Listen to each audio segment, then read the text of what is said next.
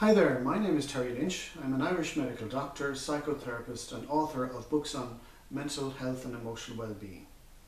My first book was called Beyond Prozac, and my second book I'd like to talk to you about today is called Selfhood, a key to the recovery of emotional well-being, mental health and the prevention of mental health problems.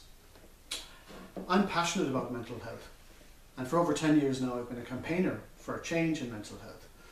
And I provide a recovery-focused mental health service in Limerick in Ireland. And I wrote this book, Selfhood, because I wanted to share with people what I have learnt over the years about how central the issue of self and selfhood is to emotional distress and to mental health problems such as depression, bipolar disorder, schizophrenia, obsessive-compulsive disorder, eating disorders, people who are very suicidal, and so on. And over the years, 5 to 7 years, I put this book together.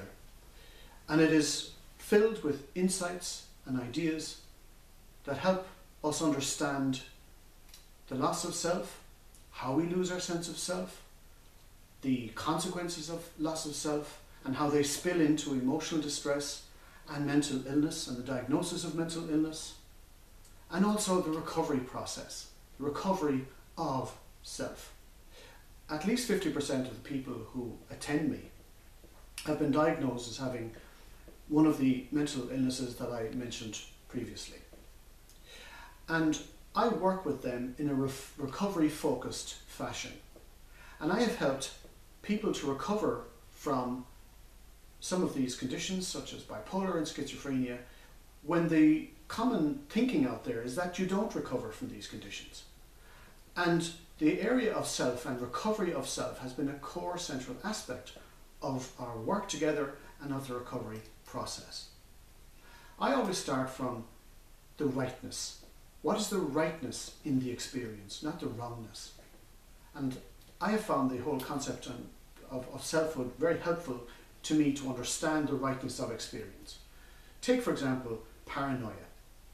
Paranoia is known to be, or described to be, one of the features of schizophrenia. And the general consensus is it doesn't actually make sense. Whereas what I've found is it makes perfect sense. If I've lost my sense of self, then I have no sense of being able to generate my own security. I call that self-generated security in the book.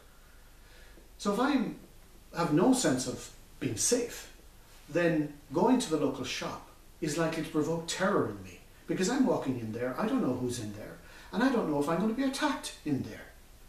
That might not seem to make sense to other people, but it makes very good sense to me because I have no sense of being able to protect myself. And it brings up a very important concept, and that is we see the world not as the world is, but as we are. And if I've lost my sense of self, then the world is a very scary place where I feel I have no power and I have such a temptation to pull back and withdraw. And aren't they some of the key aspects of mental illnesses, after all? Take the issue of emotions. When we lose our sense of self, we don't tend to feel our emotions fully. Yes, we may experience a great deal of distress, but sometimes we don't feel the core emotions, such as grief. And many of the people I've worked with, for example, with bipolar disorder, have a well of grief inside them. And in our work, that we try to get that grief out, which often results in a great deal of healing and helps the person reclaim their sense of self and make considerable progress in the whole area of bipolar. That's just one of the areas in which I work with, of course, with people diagnosed as having bipolar.